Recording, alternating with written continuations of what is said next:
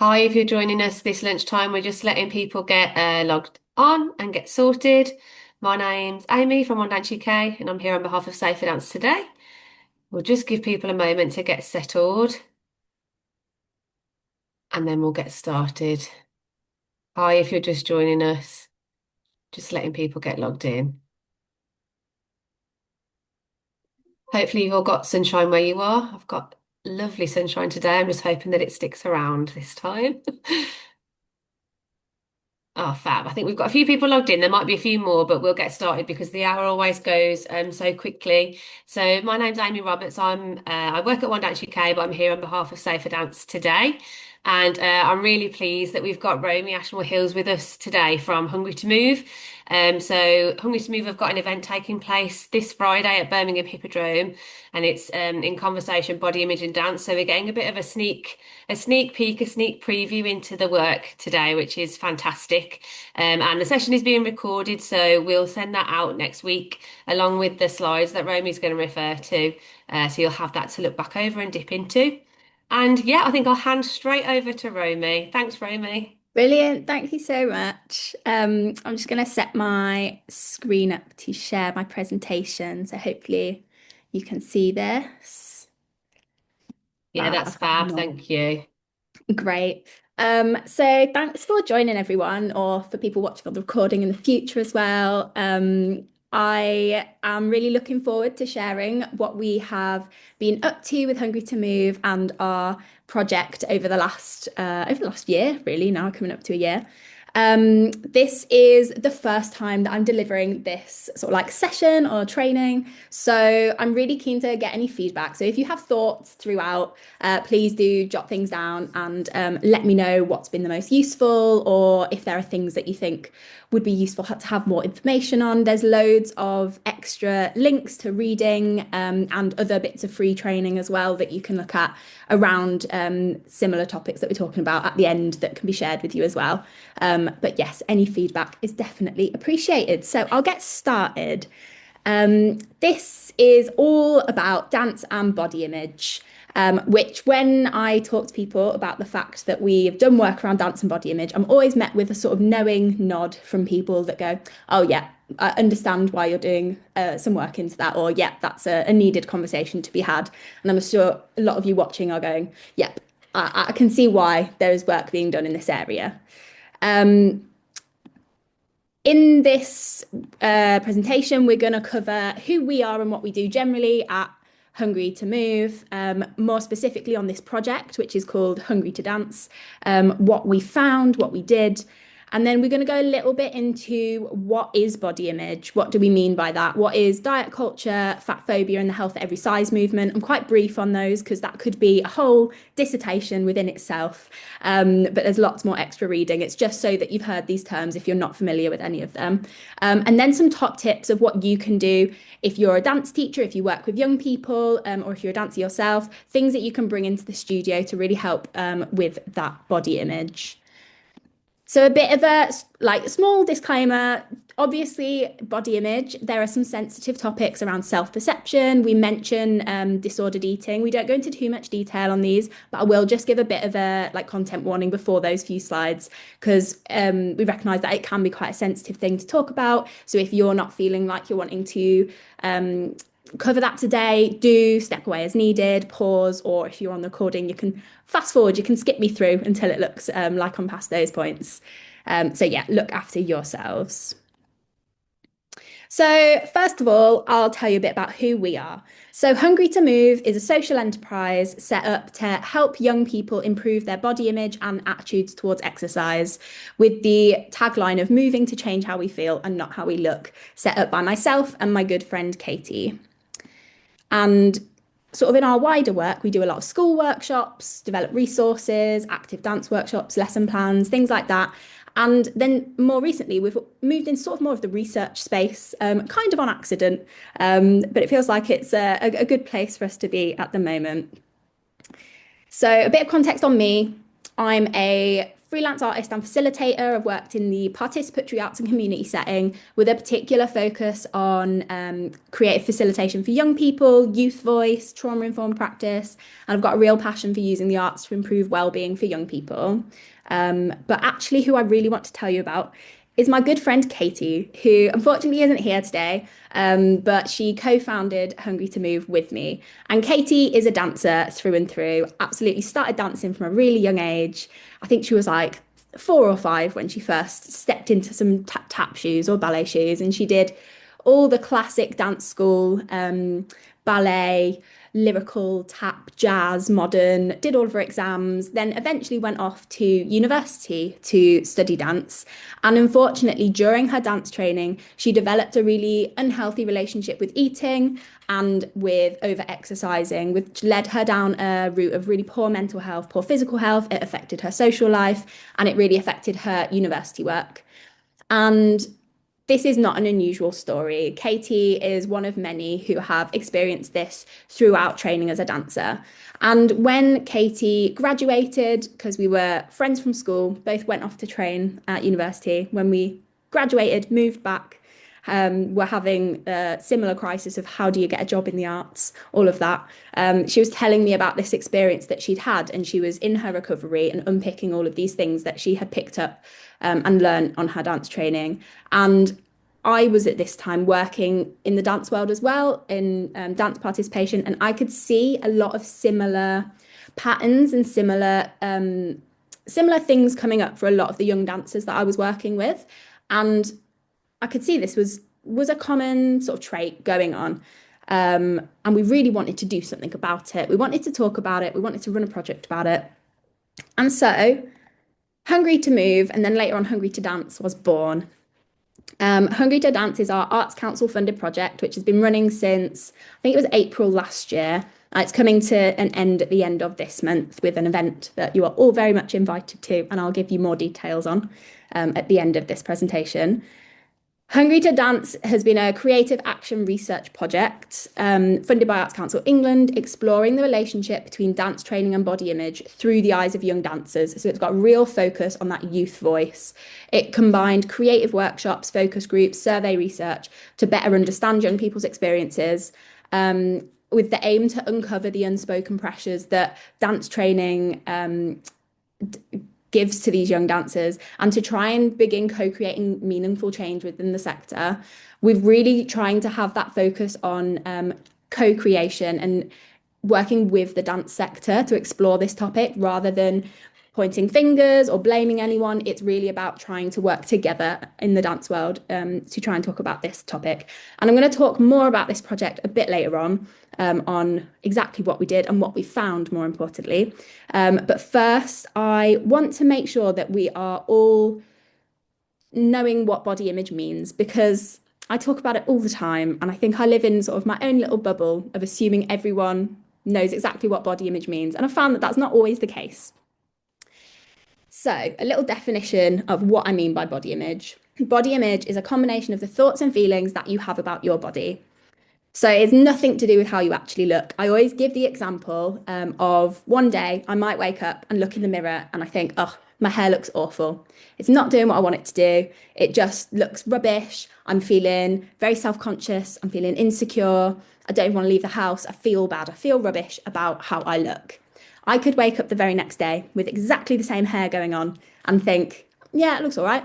Or I might even, I'm running late for work. I don't even look in the mirror. I don't even notice. Or I think, actually, I look quite cool today. I'm wearing a cool outfit. Yeah, I look good. I might feel really confident. It's nothing to do with how you actually look. It's all about your thoughts and feelings about your body, which can be a common misconception when we're talking about body image. So it's really about those thoughts and feelings about yourself. And it can fluctuate on a scale from positive to negative to neutral, somewhere in the middle. And it will fluctuate day to day, hour to hour, throughout your life. It's really normal to sort of change and move on this scale all the time.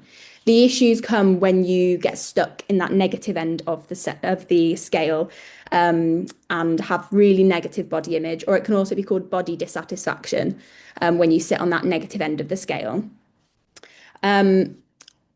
And this can be influenced by lots of different factors. To name a few, Influences could be advertising, what you're seeing on mainstream media, social media, might be your peers, your family members. That could be both comments they're making about you, comments they're making about themselves, them saying, oh, I look rubbish in this outfit, might make you think, oh, do I look rubbish when I wear an outfit like that? Or does my hair not look good when it's frizzy like yours?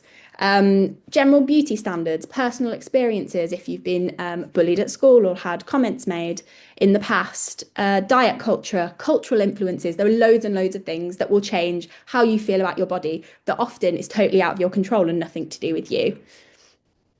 And it's also really worth mentioning that body image is really intersectional and it's a really, really big topic. So I'm going to skate through this quite quickly just for time. But I think you can't talk about body image without acknowledging how intersectional it is because it is a massive, massive subject. So things that intersect with body image are things such as identity and social categories. So, race and ethnicity is a massive thing within body image. Eurocentric beauty standards, colorism, cultural ideals create different pressures across different groups. Gender identity. So, cisgender, transgender, and non binary people will navigate very distinct body image challenges, gender dysphoria being a very significant thing for that. Sexual orientation, the LGBTQ communities face very unique pressures in terms of body image. For example, gay body ideals for men or butch femme expectations for lesbian women. Also, disability, physical disabilities, chronic illness, and neurodivergence will really affect bodily relationship and often is compounded by ableist beauty norms. And then body size, fat phobia, diet culture, and weight stigma are very central to body image. And when we think about body image, often people only think about body size. So I really wanted to highlight the rest of these as well to sort of emphasize that it's not just one thing, it's really, really intersectional, which does mean it's a massive topic and it can feel really intimidating to talk about. And it's sort of how do you tackle this massive thing? Hopefully, by the end of this webinar, you'll feel a bit more like it is something that we can discuss and talk about. There's lots of other things that can intersect as well. Socioeconomic and structural factors, class, access to healthy foods, access to clothing that fits well, education, media literacy, exposure to diverse representation of different bodies, your geographical and cultural context, body ideals differ significantly across different communities and cultures and countries. And then you've got life stage and embodied experience. So age, whether you're in your adolescence, your pregnancy, menopause, all these big changes that happen within our bodies, that will change your body image and your relationship with your body. Reproductive experiences, pregnancy, postpartum, fertility struggles, menstruation, all of this will really change both your relationship with your body, but also how you are perceived by society. Your trauma history, if you have a history of trauma, that can really affect your relationship with your body.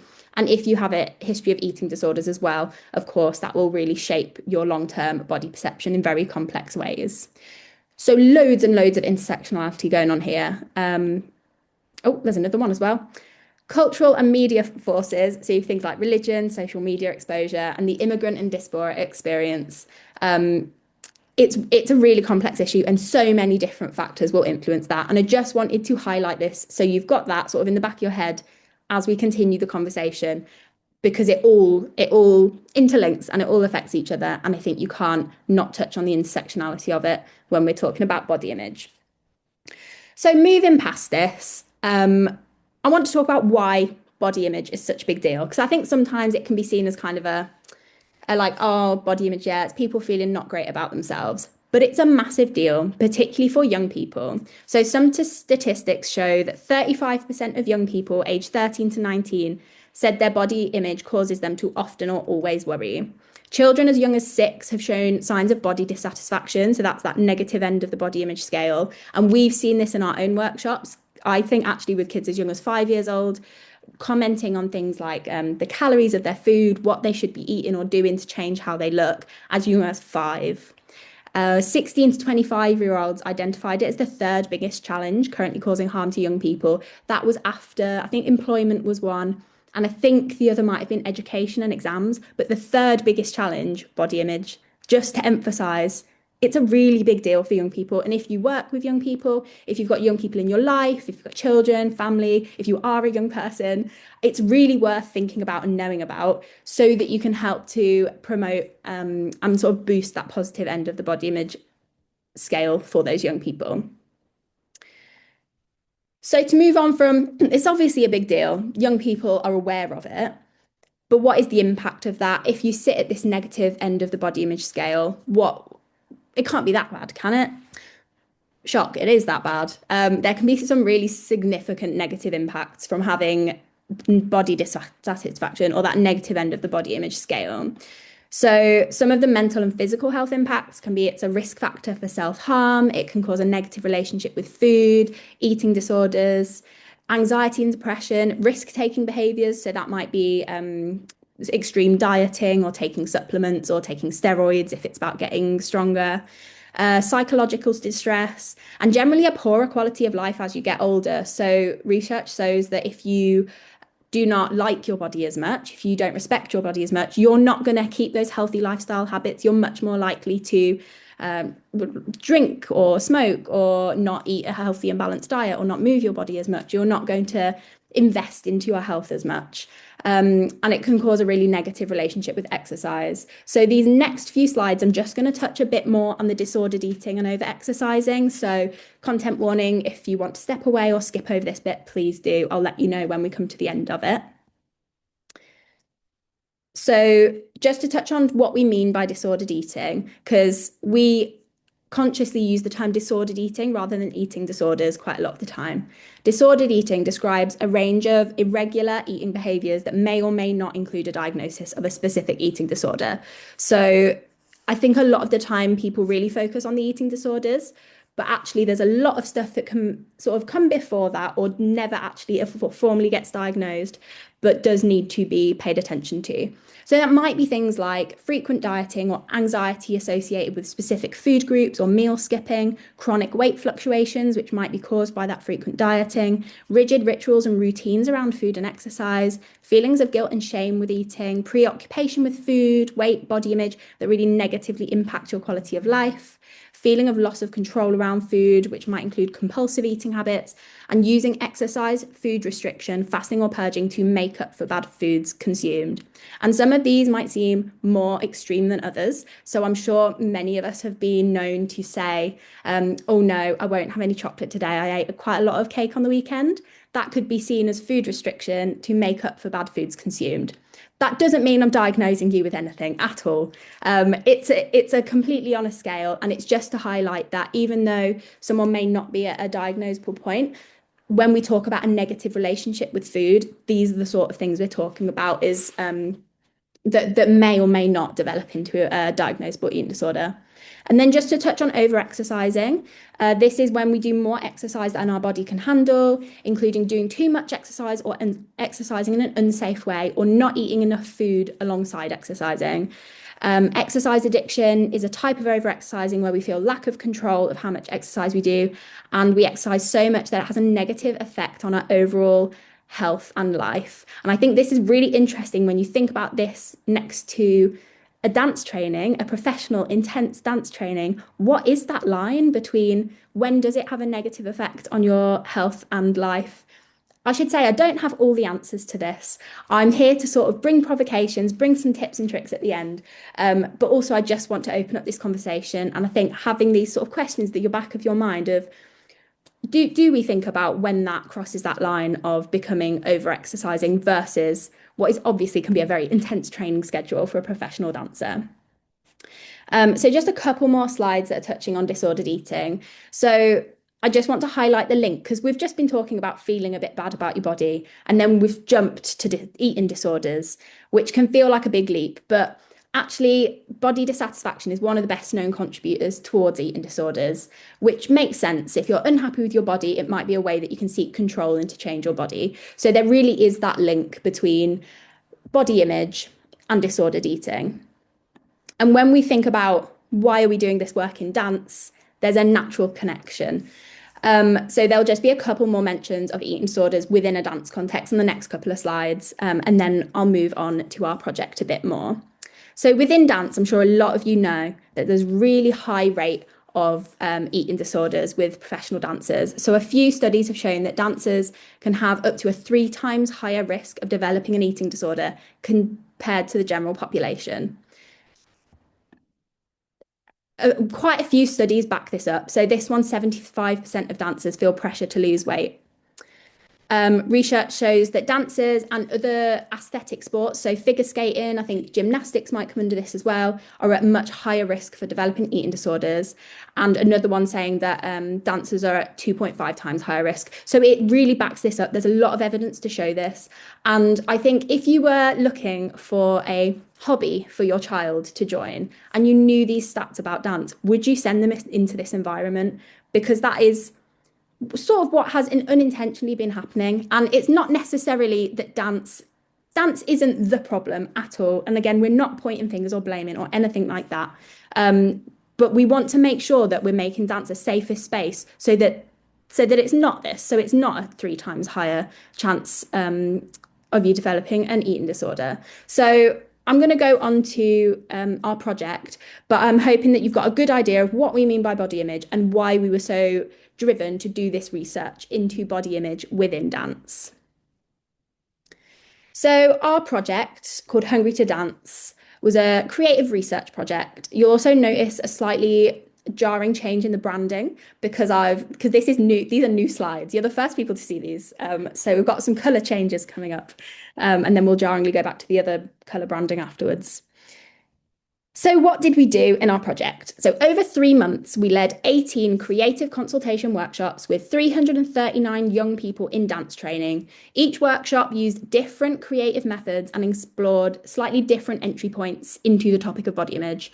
Then 3 analysts reviewed the data from these workshops. So that was a mixture of artworks, creative written responses and facilitator observations to identify themes. That's all been written up into a thematic analysis, and I'll share some of the key findings from that as well. So you can see here that the dance settings included dance classes in college, at A-level, GCSE, university dance courses, Centre for Advanced Dance Training, community dance classes, and other pre-vocational dance classes. So we had quite a range of different dance education settings. The creative workshops included body mapping, poetry, creative writing, still life drawing, visual arts, and collage. We've got a bit of a breakdown of our demographics there of age, gender, ethnicity, and disability. We tried to get as widespread as we could with, time constraints allowing. And then we had such a big range of dance styles, as it is with people in dance training. A lot of people did multiple different styles. So I think there's actually a lot more dance styles that we captured that aren't even represented here, but we had jazz, breaking, heels, ballet, contemporary, tap, hip hop, commercial. So a really nice mix of dance styles that we were speaking to. And what we heard, one of the biggest things came up was the paradox of dance. Dance offers joy, expression, connection. So many young people come to dance as that sense of release, that sense of I can be myself, I can express myself. It gets me in touch with my body. But in intensive training contexts, it can also increase body surveillance, perfectionism, self-criticism. It's the training culture and not dance itself that plays a key role in shaping these experiences. So I keep wanting to come back to that. It's not dance. It's not dance that is the problem. We spoke to young people who said, I want to dance, not to look a certain way. I think that really encapsulates it. I'm sure a lot of people can really relate to this if you are dancers. The body described as being like architecture, like something we can build or change, almost objectifying it. Never being fit enough. This thing came up a lot of trying to chase something that you're never good enough, you're never quite there, and it's sort of a never-ending journey. And one young person said, I'm not let to be myself by choreographers and directors. I have to become what they want. Again, I think that's probably quite relatable for a lot of dancers. 8 out of 10 young people said that they've thought that they don't look like a dancer. And this really emphasizes the fact that young people think there is a way to look like a dancer. What does that mean? What does a dancer look like? Where is that messaging coming from as well? 5 out of 10 said they feel insecure during dance class. Key findings. So again, I'll whiz through these a bit. It's very wordy, but we do have, if you want even more information and in-depth, we're going to be releasing our full thematic analysis document at the end of this week at our event, and then it will be on our website as well. So I can make sure that that gets sent out. And if you come to our event, you can find out so much more as well. So I'll give you the details for that at the end. So, some of the key findings that we found when talking to young people is that physical sensations from pain, tension, fatigue, often very normalized in dance training, leaving many dancers struggling to identify bodily sensations beyond tiredness or discomfort. This came up so much when we asked people how their bodies felt. Aching, sore, tired were the most common. Hyper awareness of body and appearance. Young dancers develop a really intense awareness of specific body parts and appearance, frequently judging themselves against narrow aesthetic ideals. Social comparison and the gaze of others. Dancers often feel watched, compared, internalizing that external judgment, whether it's from teachers, peers, or audiences.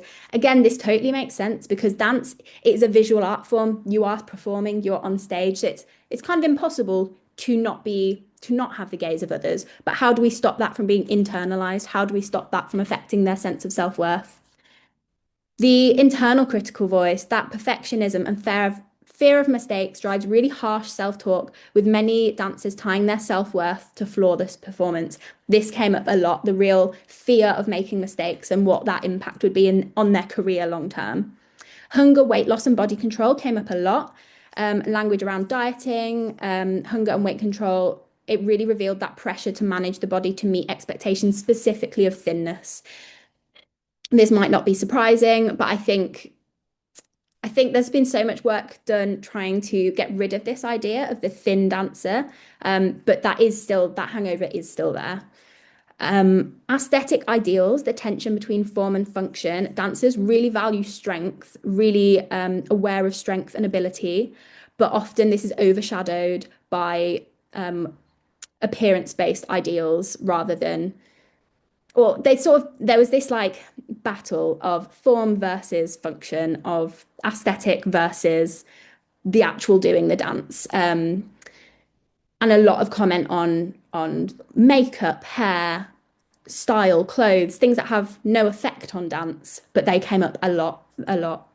Dance is an emotional experience and regulation. What I was talking about before, a lot of young dancers come to dance because it's a place to feel free, emotional release, it's joy, it's a stress release. But also, as this training got more intense, we noticed that it could become a site of stress, a site of anxiety and emotional overload. There was a lot of reference to brains feeling full and stressed, full of trying to remember choreography, trying to be ready for shows and performances and things like that. And this really highlighted the difference between training contexts. The more intensive training opportunities, environments really amplified both the body surveillance and the stress compared to less formal community settings. So, so what? You might have just listened to me and gone, yeah, I could have told you that. That a lot of our findings really backed up what I think a lot of the dance world already knows. Particularly if you're a dancer yourself, you might be like, yeah, I felt that, I see that. So what? What are the implications for practice? So some of our recommendations are that there's a need for trauma-informed and body-positive teaching approaches. There need to be safe spaces in training to fail, to rest. There needs to be a normalization of diverse bodies in dance. And now if we think back to that intersectionality at the start, that means different body types, different proportions, different presentations, bodies of different ability and disability, of different race, of different gender expression. Supporting young people to build healthier relationships with both movement and self-image, really opening up that conversation and tackling it head on.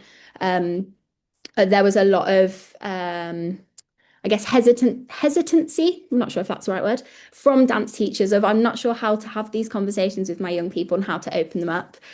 So that is some work we're doing around how do we facilitate these conversations. I've got some top tips at the end that I will make sure to go through before we end.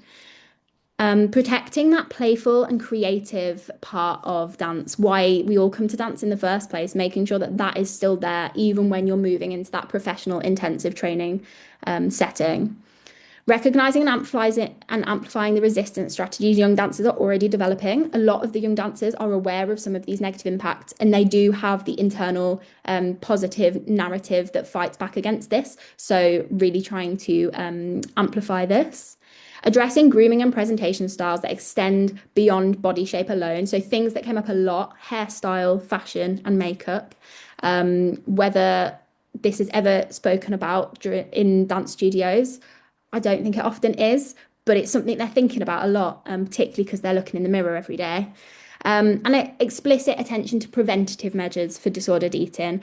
I know a lot of dance schools do now have eating disorder policies on their websites, which is brilliant, but I think more attention needs to be given to those preventative measures before that anything is diagnosable. What is the environment we can make sure these young dancers are in that stops them from ever getting to this point, and how can we support that? So, what does that look like practically in practice? And now I've gone slightly over time. I've talked more than I was meant to. So, I'm going to whiz through the next few slides so I get to the top tips bit, because I think that's probably the most useful for you at this time. Um, but what I was going to say, and I'm going to say very quickly and briefly, is that I would start by looking into body positivity and the movement that has been going on generally outside of the dance world anyway. So if you don't know what body positivity is, it's a social movement advocating the acceptance of all body types, regardless of shape, size, skin tone. It's rooted in 1960s fat activism. It's been very big on social media over maybe sort of the last 10 years, I'd say, but there's been a massive shift recently. If you are on social media a lot, or if you're into sort of like pop culture, you might have noticed there's been a real shift back to a very skinny, slim physique, and it's sort of being known as the Ozempic era. So it's just something to be aware of, that all of this amazing campaigning that has been done, this Dove advert was really, really popular. There's been loads of body diversity seen in the media. This is sort of slowing down. It's a massive shame. It might come back again. It might just be a small blip, but it's just worth sort of being aware of the fact that a lot of your young people that are on social media might not be seeing as much of this at the moment. But within body positivity, there's a few different terms. Body positivity is the idea of loving your body, loving how it looks, whereas body neutrality, which is a slightly newer term, shifts that focus away from appearance, and rather than striving to body how you, I've stumbled on my words. Rather than striving to love how your body looks, it encourages you to appreciate what your body does for you. So it's much more about function rather than aesthetic. And it takes the value or the emotional value of your worth off appearance, which can be a really useful thing. We use both of these terms. They're both very useful. I just wanted to highlight the difference. If you've not heard of body neutrality, it can be a really useful thing to look into. Now, this could be a whole hour in and of itself. What is diet culture? Where does it come from? How does it affect us?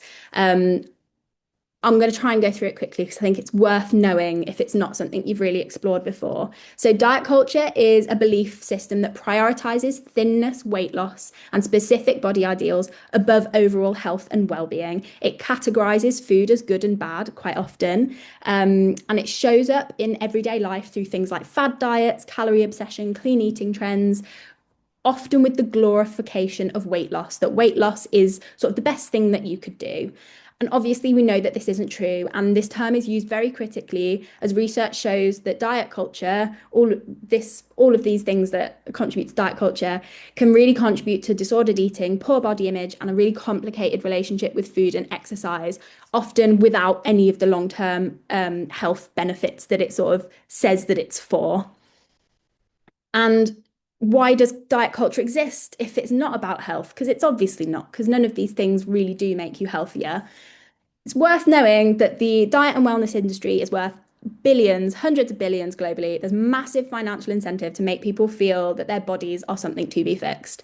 So when we're talking about body image, it does sometimes feel like I've joined this cult that thinks the world is against us, because you're kind of fighting against capitalism, which I think is maybe a losing battle. I'm not sure how to win that one. But it's just worth really unpicking when you're seeing this messaging around thinner bodies being better, that a lot of the time it's coming from a money-making scheme.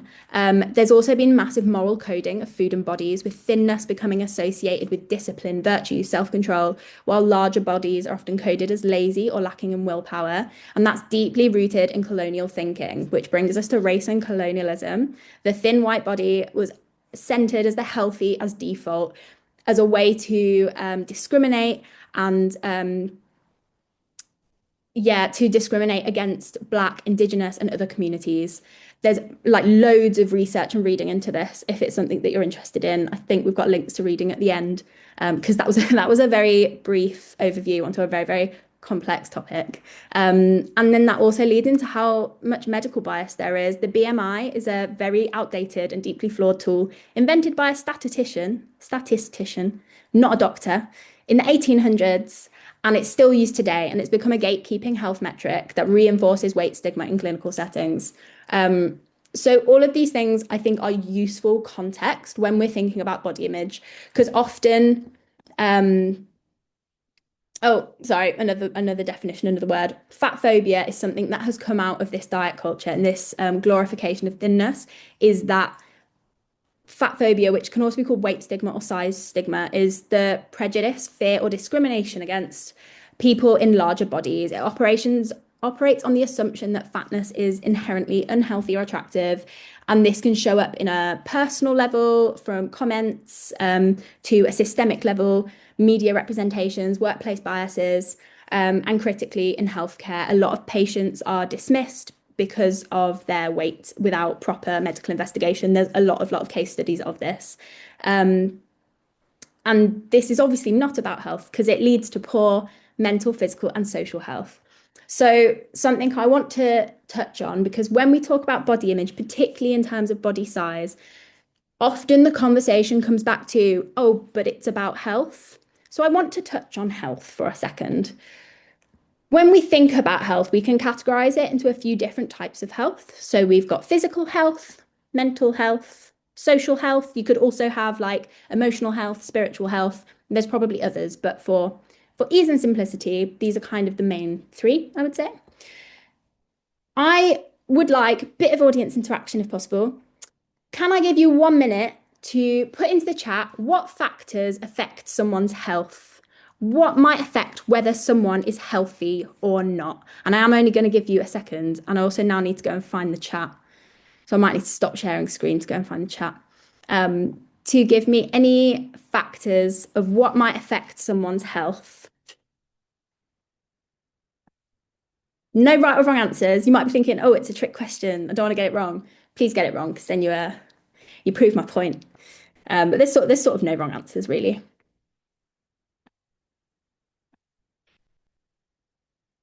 How much sunlight someone gets. Yeah, their access to the outdoors, I guess. Yep, vitamin D, very important. Environment, peers, genetics, sleep. Yeah, definitely very good. Or don't even know if I've got sleep on my list, actually. Some people are typing in the Q&A box too, so like chance of birth, genetics, social class. Brilliant. Yes, exactly. Friendship circles, family. Yep, time of the month, menstruation. Yep, definitely. These are all brilliant. Really interesting. No one yet, I think, has said diet or exercise, which is usually the answer that we get. I think it's often the most sort of obvious one is, oh, what people eat, how much people move. Um, I'm now got to go back to my screen share. Let me go find it.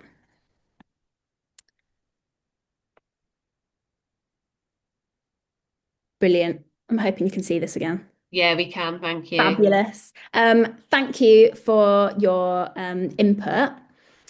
There are loads of factors that affect our health, right? And a lot of you have actually done a really good job of picking out some of the less obvious ones. So, social and economic factors, your income level, lower socioeconomic position is consistently linked to poorer health. Environmental factors, someone said access to sunlight, exactly, housing quality, air pollution, all of these things. Lifestyle and behavioral factors, so that is your diet, your physical activity, whether you smoke, whether you consume alcohol, your coping skills, how you cope with stress. Genetics and biology, a massive one. A few people said this. And access to healthcare services as well. So when we think about all of these aspects of diet culture, all these things that are sold to us for our health, a lot of these don't tackle most of the biggest contributors towards health. A lot of them don't tackle your socioeconomic status. A lot of them don't tackle your environmental factors. So whenever that conversation comes back to, but it's about being healthy, being thinner is about being healthy. It doesn't take long to unpick this and say, actually, your health doesn't equal your weight. You can't tell how healthy someone is by looking at them. Um, and it's just not a helpful way of thinking about health because it ends up contributing towards that discrimination of people in bigger bodies. The Health at Every Size movement is really interesting, and I recommend you look into this. There's lots of extra reading at the end of this presentation, but I'm going to skip past this because I've only got 10 minutes left, I think. No, I've got 20 minutes left. Oh, okay. I'm still going to skip past this. Got loads more to talk about. So, in the dance studio, what can you actually do? What are some top tips from us, from our research, from our findings for you? So, one of the biggest things is being aware of your own internal biases as a dance teacher. Dance teachers have often gone through their own dance training. So, you may have picked up a lot of old-fashioned views or sort of subconscious things that you don't think about. So, do you ever assume a certain type of body is a better dancer? Do you unconsciously praise thinner dancers more than others? Who do you bring to the front of your class? Who are you using as an example? Even if it's not a conscious, well, I'm choosing this person because they look this way, think about can you diversify who you're bringing to the front or who you're praising or using as examples. What are the photos on your website on social media saying if you're a dance school or if you sell dance classes, who would feel welcome when they're looking at the media that you're sharing? Who are the dance teachers and choreographers that you platform and have in to teach? Where is that representation and diversity? Thinking back to how intersectional it is, that's representation in terms of body size, race and ethnicity, disability, gender expression. What shows do you take dancers to? And all of these questions have come straight from our conversations with young dancers where they've said, oh, actually, the time I realized I didn't have to look a certain way was when I saw this dance company and I saw dancers of a different size. Those are really, really important and vital experiences. So, how can you show up and bring these to your students? Do you use appearance-based feedback instead of focusing on movement quality? Are you reinforcing any old school ideas about what a dancer's body should look like? Can you shift the perspective from function, prioritizing function over form, with comments like your movement was strong and expressive instead of you just look great doing that? Can you celebrate diversity in dance, encouraging all body types, as I've sort of just talked about? And can you continue learning? One of the biggest things that I keep asking is where is the space for dancers to unpick this? Where is the space for reflection and thinking about how you're impacting your students and your dancers? Do we need to create space? I mean, I'm bringing lots of questions. I'm not necessarily giving you the answers because we don't have all the answers, but I'm hoping that these start you thinking sort of in the right direction. So, some top tips, and some of these are activities that we do in our own workshops and might be like very simple, easy things that you could bring into the starts or ends of your dance classes. Gratitude is a massive thing within body image. Naming what you're grateful for your body for, focusing on function or just taking it away from how it looks. Is a really, really great way to reframe how you think about your body because so much of the time we just think about how we look. That's the only way we often think about our bodies. But actually shifting that to, oh, if you're feeling insecure about a certain body type, thinking, oh, but my arms let me hug my friends, and that's amazing. They let me carry my shopping home. That is amazing. My feet let me wear these cool fluffy socks. Love that. Whatever it is for you, for your body. And it has to be quite personal. It has to be meaningful for you. Affirmations can often feel a bit cheesy. Again, they have to be very meaningful for the individual. So it's sort of better to write your own rather than to use the generic I am amazing. But it's the thing of looking in the mirror and saying positive self-talk to yourself. I am worthy of respect. I am allowed to make mistakes. I am a dancer. Encouraging your dancers to think of their own. What is something that maybe they're struggling with? What do they need to tell themselves? And there's a lot of research around the fact that the more you tell yourself this, it really does help you to build confidence and believe it. Mindful of your language, be conscious of the words you use in class, avoid commenting on body shape or body size. I'm sure a lot of you are already aware of this. It can be so easy to slip up. So sometimes it might just be reminding yourself to look out for it. And find a way to call yourself out and correct yourself when it happens. It can feel a bit awkward to be, oh, hang on, no, I didn't mean that. Actually, what I meant was. But if your students see you calling yourself out on this, they'll know it's normal to sort of reject these comments on body shape and appearance. Diversify your visual references, as we were talking about before. Who are you showing as dancers? What are the examples that dancers are seeing? Who is feeling included and represented and seen in those images? Separate worth from performance. So many of the young people talked about that perfectionism, that pressure to be performing at 100% all the time. Can you make sure they know that the value is not tied to how well they execute a step? Can you celebrate the effort, the courage, the improvement alongside the technical achievement as well? Can you create a no comment zone on bodies? I would really, really recommend this. This is easier in sort of like a school classroom than in a dance space because obviously dance inherently uses your body. So then to not comment on bodies is very difficult. So again, I'm not saying I have all the answers, but could you establish a clear group agreement that comments about anyone's body, including your own? And when we say body, we mean sort of appearance of body, are not part of your studio culture. So can you stop any comments, even positive comments on, oh, your hair looks great today? Can we talk about, oh, loving the energy you're bringing in today? Oh, loving your confidence there. That's great. How can we reshape those, even those positive comments? And how can we gently call it out if someone is sort of self-deprecating to themselves? A really good one is I've had people say this to me. If I've said something negative about myself, they'll say, don't talk about my friend Romy like that. No, she's great. Don't say that. Sort of like a fun way to call people out for that negative talk. Can you minimize the use of the mirror? So there's a lot of research around whether mirrors in dance studios are a good thing or a bad thing. They can be such a helpful tool. I think we've sort of fallen on this thing of the option is really useful. Having it sometimes and not having it sometimes. Can you have a part of the studio where the mirror's covered and people can sort of opt out if they're having a day where they're just on the end, the negative end of that body image scale, and they think, actually, I need to not think about how I look today. And they can just step behind the part with the mirror covered. Have some of your lessons with no mirror at all. If you don't need it, don't use it.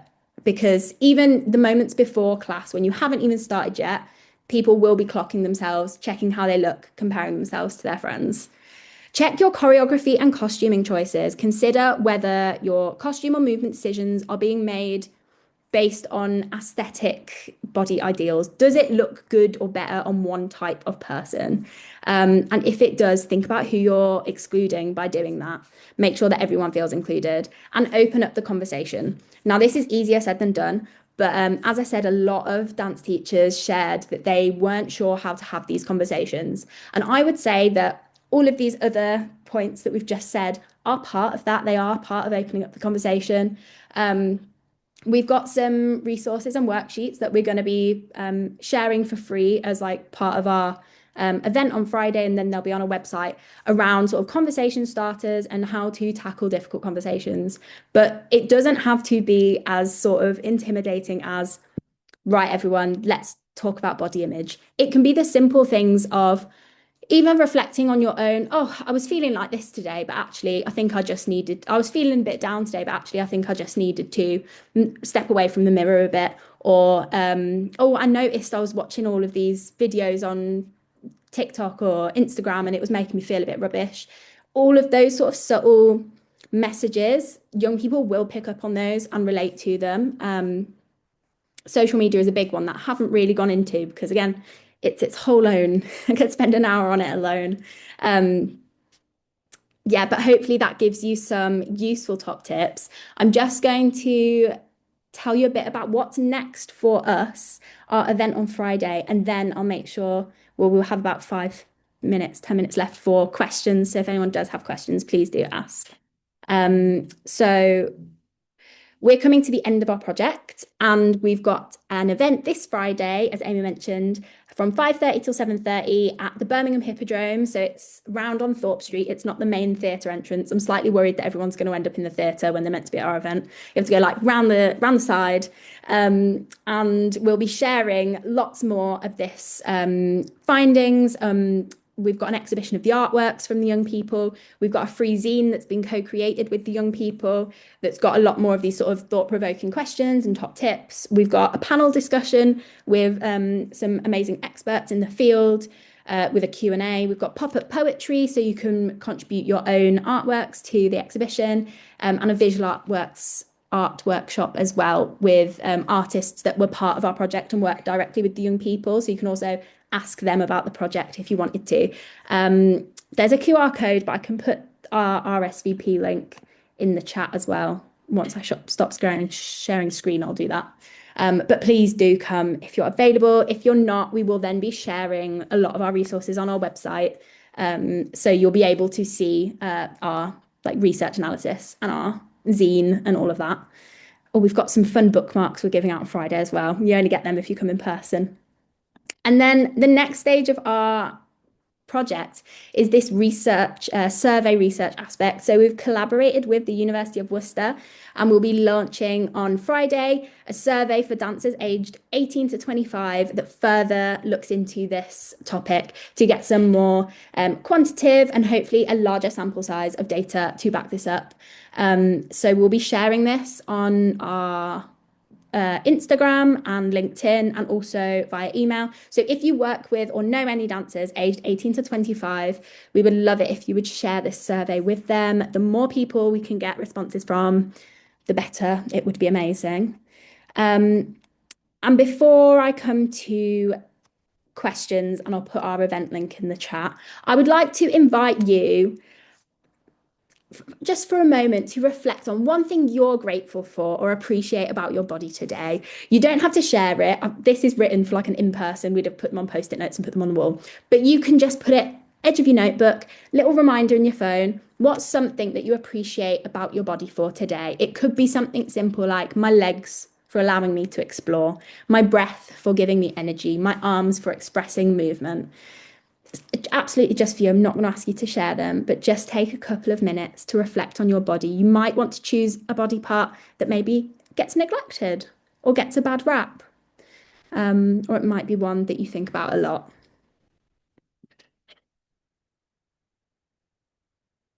And whilst you write that down, our last slide is just so much further reading. So if any of my very, very brief, I do realise that I speak very fast, and I've kind of gone, here's loads of words that you may or may not have heard of before, and here's a 2-second description of it. If you thought, oh, that was interesting, I'd quite like to know more about that. There's a lot of reading, there's a lot of other training. So this can get sent out to you with the recordings to have a little search and look around. And there's some free training here as well. And that is the end. So I don't know how I've managed to leave time for questions at the end. Very pleased with myself. I'll stop sharing. And if anyone's got questions, please do use the chat or the Q&A. And I'll put our event RSVP link into the chat now whilst you're thinking of any questions. Oh, on behalf of everybody, Romy, thank you so, so much. Like you say, it's so much information and it was a real whistle-stop tour, but I think so much to think about, and it is definitely just about like having the conversation. Like it's such a big thing. There can't be like instant answers, or it's something that's evolving and changing all the time Mhm. as well. But just keeping the conversation going and thinking about how we have the conversation with the young people that we're teaching or that we're connecting with as well is just so, so important. Yeah, it's such a big topic, and it's also quite hard for me to know which bits are useful to go in depth on because like I could sit and talk about diet culture and unpick how that affects all of us in everyday life for an hour. So it's hard to know which bits. So if anyone has any feedback as well, yeah, please do let me know, or I'll put my email in as well if anyone feels inspired and really wants to get in contact, please do. Oh, that's thank you so much. And we're going to send the slides out as well. So after the event's taken place on Friday, we'll send a link to this recording out, and Romy's kindly sent across the slides too. So all of those kind of additional bits of research and training that were linked at the end, you'll have all of those to hand as well. I don't think I can see any questions at the moment, but I'll give it another 30 seconds or so. I think that obviously means I've done such a good job. No one has any questions. Um, Absolutely. And we can send you, if you're happy, Romy, we can send your email out as well when we send the yeah, presentation out. please. Oh, Jen said, thanks for a fabulous presentation. Really inspiring. Thanks, Jen. Thank you. Fab. I think we're good to wrap up then. That's fantastic. Thank you once again, Romy, so much. And thank you to everybody that's taken some time out of your day to join us. Hopefully you've managed to have your lunch as well at the same time. We'll be in touch soon from the Safer Dance group around details of the next webinar. Hopefully, Romy will see lots of you as well in person in Birmingham. And we hope you enjoy the rest of your Tuesday, and we'll see you soon. Thanks, everyone. Bye. Bye.